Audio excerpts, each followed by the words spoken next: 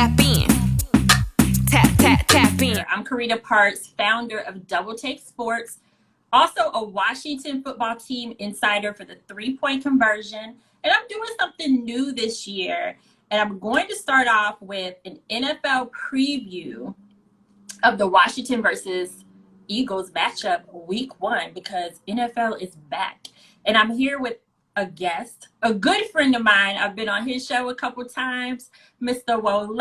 Wole, tell the people who you are, give me some background on what you do. Okay, my name is Wole Kinso with the Urban Sports Team podcast. So it's a podcast based here out of the DMV. We cover all DMV sports teams, also part of sportsjourney.com. So yeah, we have a podcast from 8 to 9 p.m. Eastern Standard Time for my West Coast listeners and Midwest folks. You know what I mean? And so, yeah, we talk about all sports. We try to keep it as real as possible. We do have a focus here in the DMV. So we talk about the Washington football team, the Washington Nationals, the Washington Capitals, who else am I? The Washington Wizards, yeah. And but you can see I'm a Lakers fan though, but I do talk about the Wizards. Yeah, that's a little different. You go in a different direction. You're on the West Coast, but you focus on the DMV sports.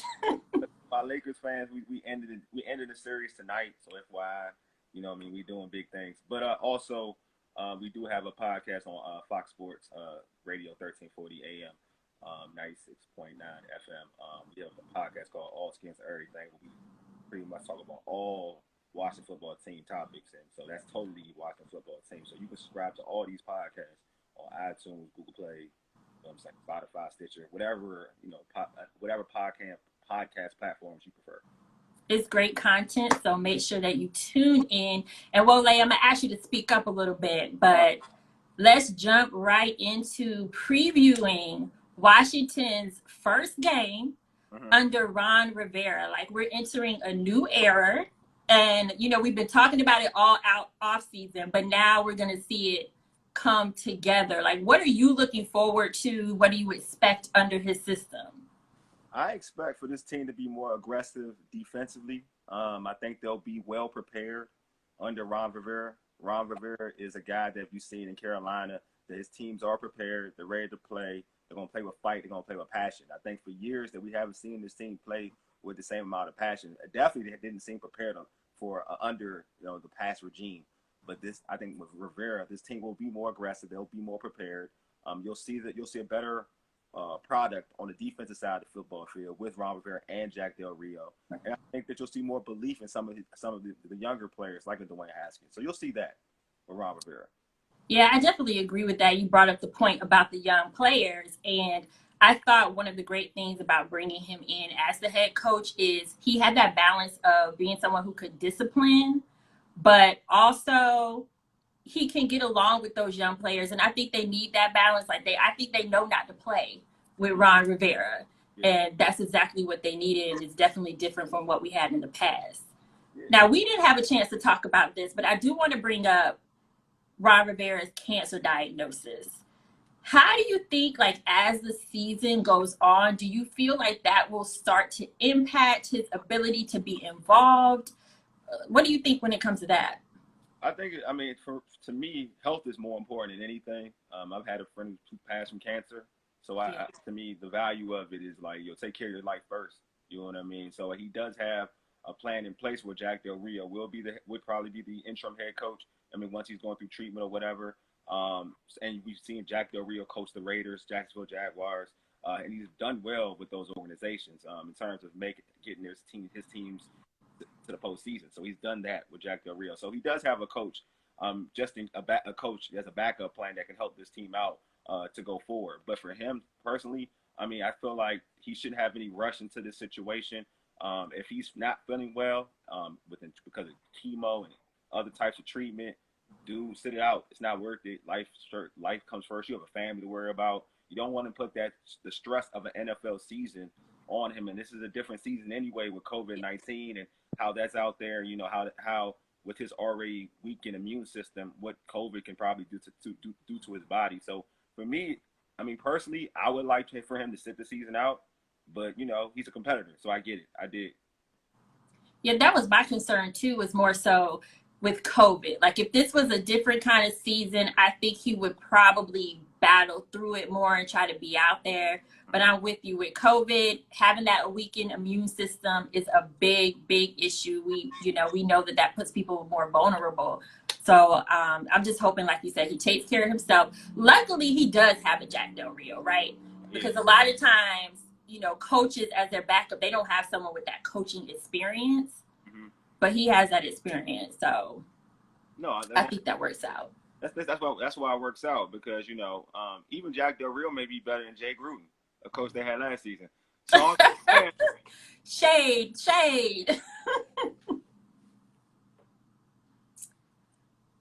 Okay, I think they might be a little frozen right now. Oh, there you go. That's okay. They do have a coach. They do have a coach that can work the system. So they're in a good situation compared to other years, because again, in other years they had coaches on the staff that you're like, they can't hold it. But now they got two guys in that building that can probably run things correctly. That's a good point. Now, this week or earlier this week, we saw the unofficial depth chart come out, which gave us a little bit of a preview of what to expect on the field. Now, depth chart is on paper, so we don't know how that's going to unfold when it comes to game day. But you're shaking your head, so I think you have some strong thoughts about that depth chart. So let me hear it. Any surprises, overall impressions? Man, one, I don't like the running back situation. Nobody gonna I ain't Bobo the fool. Nobody gonna fool me on that running back situation. Other than people banking and hoping on Bryce Love, and I seen Bryce Love in college. I think Bryce Love, if healthy, could be a stud. I do agree with that. But everybody else, people don't try to sell me. Don't sell me, man. Barber. But that's what's supposed to happen with the depth chart. Yeah, they're selling you. People try to sell you. I've been to car dealerships, and I've been on tape trying to sell me a dream. No one's gonna sell me a dream, all right? So you know what it is. I know what it is. I know what it is. People are banking and hoping that, these running backs pan out. You know what I mean? And everybody's gonna drink the Kool-Aid because everybody's always optimistic about their team. You know what I mean? So I get it. I get it. Right. I'm not happy with that situation. I'm not happy with the wide receiver situation. Just putting all that pressure on Scary Terry, because this is my fear. You know what I mean? Dwayne is gonna go into the situation where everybody, he has his haters. You know what I mean? And this kid has worked hard. And for a young quarterback, it's essential and it's very important to give the young quarterback a lot of talent to work with. You know what I'm saying? So he doesn't have to do everything for himself. This is year 2, and he didn't even play most of last season. Mm-hmm. So now you're asking for him, and him and Scary Terry, a second-year wide receiver who's going to be a stud. I think everybody believes that he's going to be a stud. But you're putting so much pressure on these young dudes to handle it, to handle the work. That you don't have a proven tight end. You don't have other than Scary Terry. He's not proven at the moment. But you don't have a proven wide receiver alongside of him. You know what I'm saying? And in all growth of wide receivers in the NFL, and you can name multiple situations, the young stud learns from somebody else. Who is Scary Terry learn from? You know what I mean? Randy Moss learned from Chris Carter. Terrell Owens, Jerry Rice. You know what I mean? Julio Jones learned from Roddy White. These dudes, Antonio Brown learned from Hines Ward and company. These dudes learn from great wide receivers. This situation here, so Scary Terry has to do it by himself. I'm not happy with the situation in terms of the offense. The defense is stout. I like what I see in the defense. Right. But the offense, there's issues on that offense. I would agree with that. And the thing is, the secret's out about Terry McLaurin. I still think he's going to produce, but secondaries are going to be covering him. I'd rather take my chances on the other wide receivers than Terry McLaurin, because I know he's going to come through. So let me see what these other wide receivers can do. So, and that is, we know, Haskins' biggest target. Yes. That's pretty much it. I mean, everybody's banking on Antonio Gibson as a running back. I think he's going to be good. But as a running back, I don't know. Because, in college, he didn't get that many carries as a running back. So how can we go off and say he's going to be Christian McCaffrey? Everybody, this copycat thing kills me. It bothers me. Nobody wants to be original. They want to be somebody else. Oh, he can be Christian McCaffrey. There's only one Christian McCaffrey. If you watch Christian McCaffrey in college, you knew Christian McCaffrey could run in between the tackles and outside. He's a real runner. He got the bag. You know what I'm saying? You're a bad boy. This situation, like, you cut Adrian Peterson. Like, that's a whole nother situation. You cut AP for unknowns. If you would have kept, my thing is, you keep AP with the running back situation that you do have, then you have an opportunity to, like, let Dwayne, don't put all the pressure on Dwayne, lean on the running game. You know what I'm saying? Like, yeah. And do that, then you're in a situation where, to me, Dwayne doesn't have the pressure. Scary Terry, there's no pressure. You're leaning on the defense. Now you're putting yourself in a situation with winning football. Like, I'll use an example. Like, the Jacksonville Jaguars pretty much showed you the recipe for a quarterback to win was not the ideal quarterback situation. And I'm not putting that. I'm not saying they focus so much on the running back. Like, they use the ground game and their defense for the most part. And the power defense, and they got all the way to the AFC Championship game. Yeah. And I think Dwayne is way better than Blake Bortles. Like, I'm not saying Dwayne is trash. Dwayne is good. You know what? Hold up now. Oh, wait. You know I'm from Jacksonville, so no, I'm just playing. But true. But honestly, though, we do know Blake Bortles was not an elite quarterback. Yeah. But yes, like, they stacked up on defense. They depended on the run game.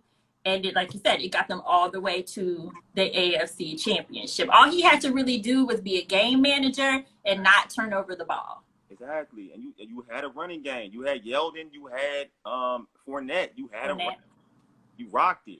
Here, like, you had that opportunity. Like, I don't care about age. You had that opportunity with AP. Like, you had that. But you decided to cut him. Like, so I'm just saying, like, you're putting a lot, Scott Turner and company, you're putting a lot on Dwayne to be that dude. Like, you really are. And I have faith that Dwayne's going to be that dude. But you're putting a lot on the second-year quarterback who, to me, like, you're looking at the draft class coming next season. We know how the NFL works. If you ain't doing it off the bat, they going to look. And God forbid this team finishes that poorly where Trevor Lawrence is there, and folks will take Trevor Lawrence. And because Trevor Lawrence is that dude. So I'm just saying, like, put him in a situation to be successful. Like, don't.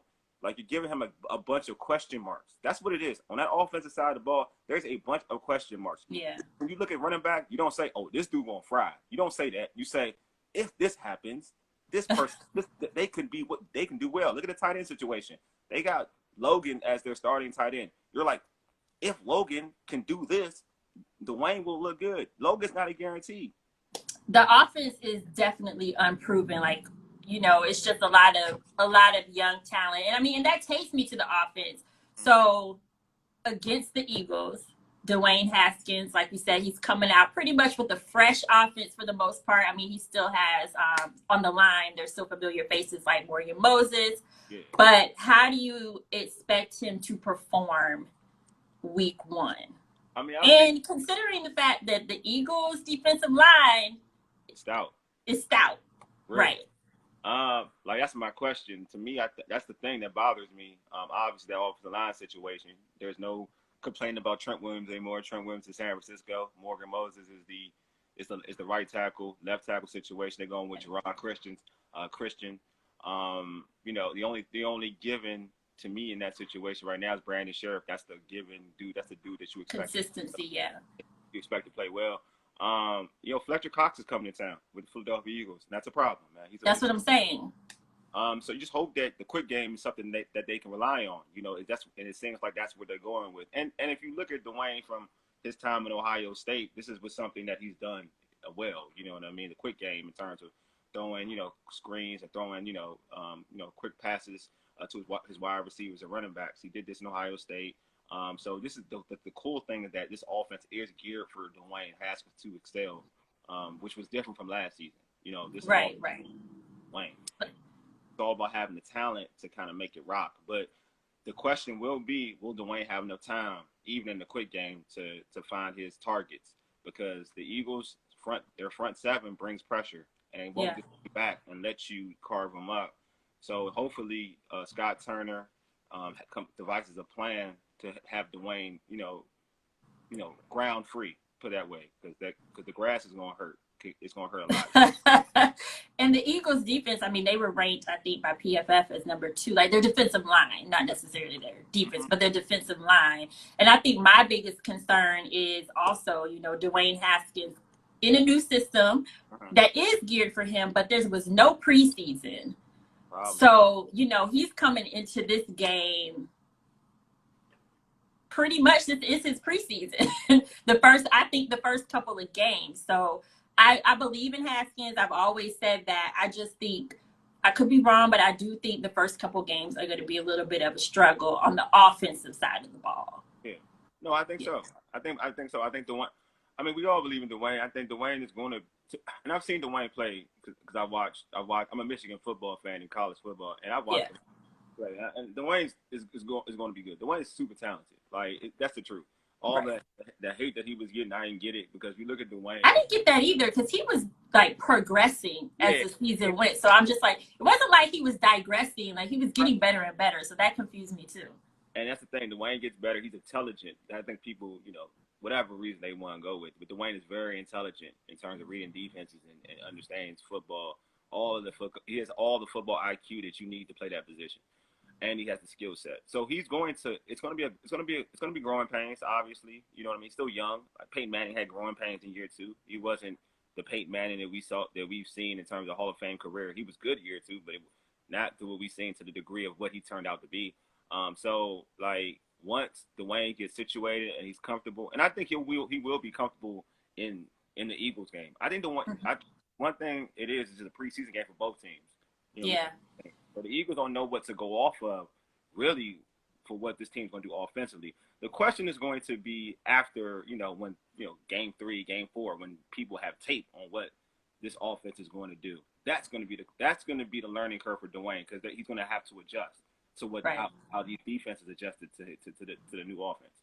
But the thing that's going to be an issue for Dwayne, in my opinion, and definitely in this game, it's going to be, and we've already talked about it, it's going to be the offensive line because what the Eagles will bring in terms of pressure, it could really hinder what this team wants to do offensively because the secondary for the Eagles isn't the best. All they have is Slay. I was going to ask you about him. Like, what do you think that he brings to the table for Philly? And Mike, he's on here too. He brought Slay up as well. Yeah, Slay's going to be a problem. I mean, he's a beast, but one thing that if he's going to be lined up against Scary Terry McLaurin, he ate him. Scary Terry ate Slay last with Scary Terry. He gave him the business. I mean, look, it is what it is. But that was Slay's first chance of getting a look at him. So like anybody, you adjust. Like you don't always eat somebody every time you see them. They adjust, right? So Slay's going to adjust because Slay's one of the better cornerbacks in the NFL. Like he's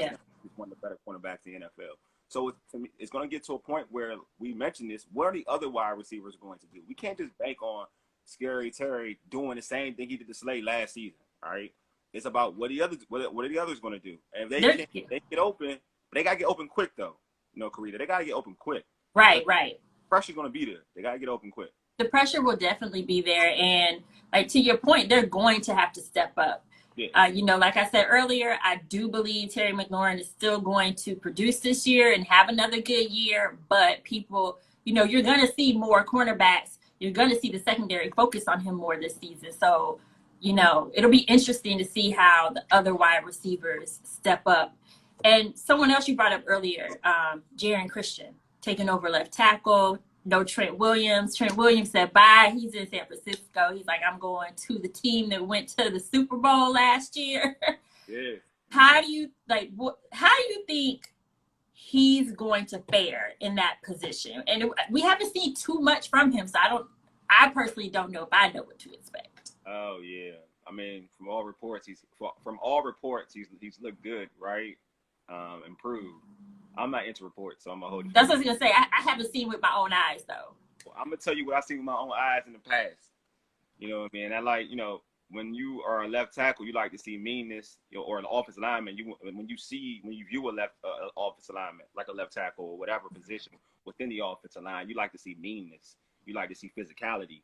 And like from what I've seen from Christian in the past, he's a little light. He's a little. So you don't think like anybody will be scared of him being on that left side? He ain't like Trent coming at you. He's a little light. You know what I'm saying? So when my thing is that he usually gets pushed back. You know what I'm saying? He's athletic and he's agile. That's the thing. He is athletic, agile. But he's a little light. You know what I mean? So he's gonna have to show a mean streak for me to believe in him. Like I gotta see it. Again, I gotta see it because what I saw ain't ain't going to scare the Eagles. Like, I look at that situation, Brandon Graham on Jerron Christian is going to be scary. Like, that's not, when you look at that matchup, you're not going to say Jerron Christian got Brandon Graham. No. That's just what I was about to say. No, that's going to be a problem. You're like, hey, barbecue chicken, lick the finger. You're about to get 8. Like, that's how I look at it. But, again, you know, something can change. You know, he could improve. Everybody improves to a certain extent, right? Yeah. That he's improved to a point where he becomes that player that the Skins drafted in the early rounds a couple of years ago. So if he's that player and he produces, then they win. They're winning. That's an added bonus for this team because that left tackle position is scary. Like, it is very scary. As long as he can be competitive. I mean, to your point, he might not come out the gate with that Trent Williams type of play or ever, but as long as he can be competitive, then that's a step in the right direction. Yeah, he can be competitive. It's a left tackle situation. You protecting Dwayne's blind side. That's the scary thing. Like, if you're a guard and you're competitive, that works. Like, I agree, that works. But when you a left tackle and you just like you barely fighting. Well, I didn't mean barely fighting when I said competitive, but mostly in the sense of holding your own. Holding your own. I know what you're saying. I hope he can hold his own. Like, I hope. We'll find out because we both don't really know. Yeah. So I think that'll be one of the positions to watch on Sunday. Definitely. And, it's a big test with Brandon Graham. So we'll really see what he's working with. And those blitzes, too, because the Eagles don't play. They bring that blitz. No. So let's move over to the defensive side of the ball. Now, personally, I think the defense is going to be lit this year. Could be a premature statement. I don't think so. I think all these years on paper, the talent has been on the defense, and we've just never seen it come to fruition. Yeah. But I do think this year will be different. We know that they're switching to the 4-3 defense. We get to see Del Rio, how he's going to implement his system. And then we know Coach Rivera is also a defensive guru. I mean, that's their thing. Yeah. So what do you think the benefit is going to be of them switching to this 4-3 defense? I think, one, it'll be more depth. Because you'll have now that will be able to, you can rotate bodies. So people will be fresh. This is the situation that you have with Jonathan Allen, Ron Payne, Ioannidis. I'll ask you a question: who's going to start? Like, that's a good situation to have. We've seen this with the Niners, as opposed to the offense. Yeah, that's offense. Who's going to start? Like, for real? Like, you say it like that? Who's going to start? Like, who should start? No, this situation is like, wait a minute. Like, are we going to start?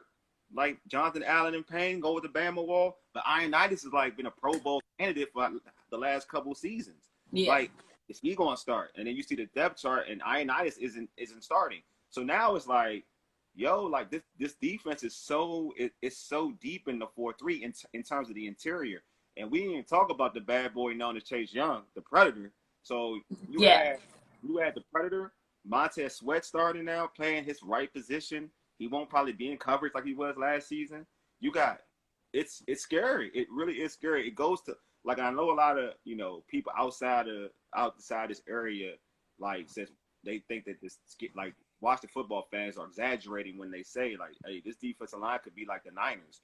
That's a fact. It really is. If Chase Young is who everybody thinks he is, and just like you saw with the Niners when they added Bosa and they just flipped the whole script, you add Chase Young to what they have on that defense, and I think Pro Football Focus had him ranked number 3 in terms of defensive line. And this is the outside. This is an outside of the local media. This is right. You know what I mean? This is national. Just said this defensive line is top 3 in terms of how they rate them. Oh, it is scary. So to your point, to what you were saying, this defensive line is the scariest unit, and to me, in the whole NFC East. It's the best defensive line in terms of talent in the NFC East. Yeah. Now they have the coaching. I think that's what you're referring to. They have the coaching now. That's what was missing. Yeah, exactly. There's no Mineski. is I know how you felt about Maneka. There's a Ron Rivera. You have some strong feelings about him. No, they ain't no like Montez Sweat will not be in coverage. He will have his hands on the dirt, rushing the quarterback and then you got Ryan Kerrigan now, who's going to be a rotational guy. Will probably make him better and probably lengthen his NFL career. He won't be tight. You know, all the pressure won't be on him. Exactly. And he'll be fresher. Again, everybody's fresh. So because you've seen this, again, you saw this, and I'm going to use another because, you know, you a Jacksonville girl, so you'll know I'm going with. You saw it with the Jaguars. They did the same thing. They fresh. You know, they had multiple bodies on that defensive line. The Washington football team will be in the same situation, just like the Niners, just like the Jaguars. The Ravens, they will be fresh to like be able to rush the passer on third downs.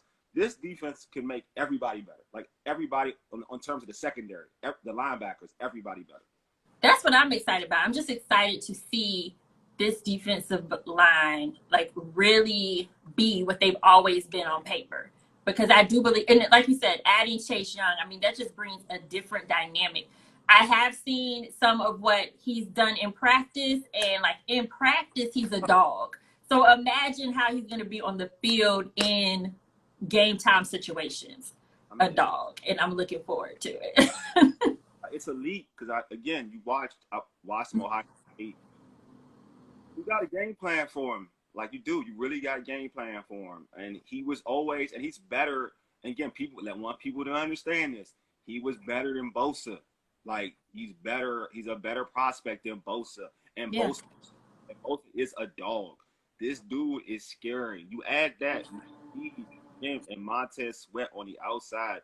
Quarterbacks won't have any angles to outrun these dudes. These dudes are that fast and that athletic and young and hungry. And then you're getting to push inside with Ionitis Payne Allen. Didn't even mention Settle, who's going to be a rotational guy who on many squads will be a starter. Like they're that deep.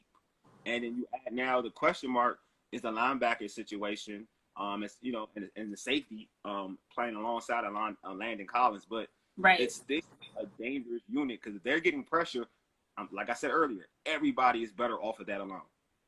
Now, what about the secondary? Because I mean, we have Ronald Darby this year, who, you know, in Philly when he played, he's talented quarterback, but he has but he has not been able to stay healthy.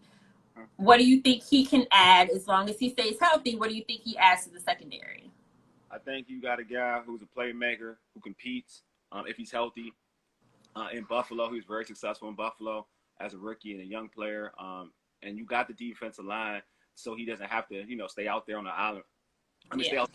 Stay out there for a while. You know what I mean? So he'll be able to anticipate more. I think it was a good signing because you signed him on a bargain. It was a 1-year deal, so you're getting pretty much, the best out of him. He's gonna be motivated because everybody want that bag. You know what I mean? Like, of course. Deal, you want the bag. That's a good point. I forgot about all the 1-year contracts that are out there. I'm a firm believer in giving 1-year deals because you get the best out of people. Like. I'm not naive. I know how people think. We should know how people think. Like if you're a desperate player, like that's why I like 1-year players. They're desperate players. If you're a desperate player, you're getting the best out of them. So you're going to get the best out of Darby. Sure. The only issue from Darby that we're going to see is that it's injuries, right? Because that's been his track record. But you're going to get, if Darby is healthy, you're going to get the best Darby that we've seen in the NFL. And again, especially with this defensive line, he's going to be even better. I don't think Darby's an issue. I think Darby will be fine. Secondary was an issue in other areas, but Darby won't be the problem. Right. No, I totally agree. Like you said, if he can stay healthy, he is, he's an effective cornerback. We're going to see Deshaun Jackson out there. So Deshaun, he's tough for anybody, but he's also coming off of an injury. So we'll see if that factors in or not. But he can torch secondaries. That's what he does. He torches this team. He torches this team. On a regular. The Eagles on a regular have torched this team. I mean, six previous games, they've won them all. So the Eagles have our number. Oh, they do. That's why I'm not like all these other, like all these fans out there. And they're like, okay, man, we're gonna get this. We're gonna get the Eagles. Pump your brakes. These are the Eagles. These are the Eagles. All right, this team has won a division. How many times they've beaten this Doug team? Peterson, I mean, his coaching and Ron Rivera is a great coach too, not knocking him, but you know, Doug Peterson's just a smart coach and he's able to make something out of nothing. I mean, they were limping last year and managed to win the division. Exactly. That's the point. Like they're well coached. They're a well coached team. This is a good coach. I really believe this, and I'm going a little off, but I really believe this. If this team does beat the Eagles, then fans should be very excited because in this position, they're the bullies on the block. It ain't the Cowboys. It's the Eagles. The Eagles are the bullies on the block, and you beat them. Now you could talk about maybe this team could shock the world and get to the postseason by winning the division. But you gotta go through the Eagles. You know what I mean? That's what you got. So that's what it is. And I mean, that's definitely a confidence booster too. Like if you could come out the gate and beat the Eagles, the team that's had your number for the past 6 seasons. Now, don't get me wrong, this is a different, regime, so to speak. But if you could come out the gate and beat the team that was the best in the division last season, that's got to be a confidence booster, and that will make you feel like you can beat other teams moving forward. So, that's what I'm saying. Like you beat the Eagles, then we can talk. That's how I look at it. You beat the Eagles, then you can talk about whatever you want to talk about. But if you don't beat the Eagles, if you get embarrassed by the Eagles, hey. Let's hope they don't get embarrassed. But that is a good transition into predictions. All right, predictions. What our show. I did this on our show. Is your prediction for Sunday? I know. See, you guys stay consistent if you already did a prediction, but what do you think is gonna be the outcome? I got the Washington football team winning. I got them winning in a close game. I had it 20-24. Okay. I got 20. So this was straight fandom too, like real talk. I'm not even going. I was gonna say people may not like me for saying this, but I think that first matchup, I think it's gonna be a close game. I think it'll be a low scoring game. Yeah. I'm going I feel like maybe 20-24, something like that. But I think the Eagles will pull it out only because they have more consistency in general as a team. Their offense, we didn't even talk about Carson Wentz, but Carson Wentz, a healthy Carson Wentz is a huge factor. I mean, hopefully our defensive line can contain him. I do think Washington's savior will be the defense if they do pull this out. But I'm going to have to go with the Eagles only because there was no preseason and they have just more experience on the offensive side of the ball and even holding up some of their defense. And I think Washington's going to need a couple games to gel in a game day situation, but we'll see. No, I think that you have valid points. I think they're all valid. Like I said, I was doing my pick was all biasness and being. Well, at least you admit it. I know this. I own me. Like I own all my faults. And you do. Don't I? So, but even in this game, what scares me about the Eagles offensively is you mentioned it. Like Carson Wentz.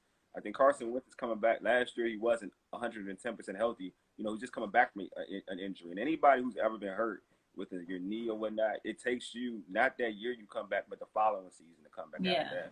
That's when you are comfortable and confident and comfortable in your body to do anything you want to do.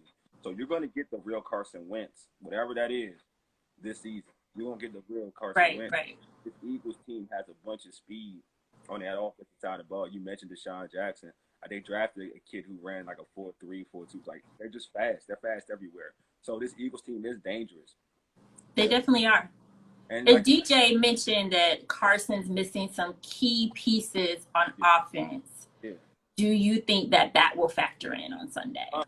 It'll factor into a point where it does help the Washington football team out. But like you mentioned too, like they have a great coach in Doug Peterson, and I just feel like Doug Peterson has already proved he's a proven commodity. He's won a Super Bowl. He's won a division last season when they had nothing but injured bodies and struggling. Unnamed mama to get to the postseason, and almost did damage. So like this team is well coached. They know what they're doing. They got a franchise quarterback in Carson Wentz, And when you got that guy, like I think that's what you have to understand. Regardless of what people want to hate on Carson Wentz, he is that guy. When you got that guy, you're in every game, and you add on good coaching. Yeah, they're a problem, man. They're a serious problem. All right. Well, we covered the gamut. Okay. So, I think it'll be exciting to either way it goes. It will be exciting to see what this team is going to bring to the table with Ron Rivera as their coach, with Jack Del Rio on the defensive side, and then Scott Turner calling plays on the offense. I'll definitely have to have you on again, Wole. Tell everybody where they can find you, how they can follow you. All right, so I'm gonna get out my social. Don't bug me though. I want all the smoke though. Real talk, I want all the smoke. So if you want to talk to me about some Lakers stuff, we can do it. You know what I mean? On any basketball stuff, we can do it. But yeah, follow me on Twitter at Urban Sports Scene. So I'm easy to find. Also, hit me up on Facebook. Urban Sports Scene. The search is out. So you'll get our Urban Sports Scene content. And it comes in terms of the podcast. Just check us out at urbansportscene.com. So we got all our podcasts listed there. And again, like I said in the beginning of the show, if you want to listen to us, just go to the podcast platforms and search Urban Sports Scene with it. And again, I want all the smoke, and I appreciate He's not lying. He do want all the smoke. He thrives off that. He says, "Don't bother me," but he really wants you to bother him, so he can bother me. Real talk. Yes. You're right. I was lying like crazy. Definitely lying. I was lying. To bother me, man, because I was talking so much junk about these Lakers, and now they about to beat the Rockets. There's so much I want to talk to you guys about, like so much. And y'all even thought the Clippers were going to sweep the Nuggets, and they weren't. And now they 3-2. But it is what it is. We're not even going to talk about the Lakers, even though we got some Laker fans in the comments. But hey, Lake Show. Let's rap. We can rap later, folks. Lake Show. Yes, later. And he came representing too. Hat, jersey, everything. We in here. It's Lake Show Day. In here. We got the Magic throwback. We got the Lake hat. We in here. Well, y'all make sure you follow Wole. I appreciate everyone who tuned in. This is my first NFL preview for Double Take Sports. Once again, I'm Karita Parks. You can follow me at Karita C. Parks on Twitter and Instagram. But also you can follow Double Take Sports at DBL Take Sports. Once again, that's also on Twitter and Instagram. So until then, or until next time, I should say, thanks for tuning in.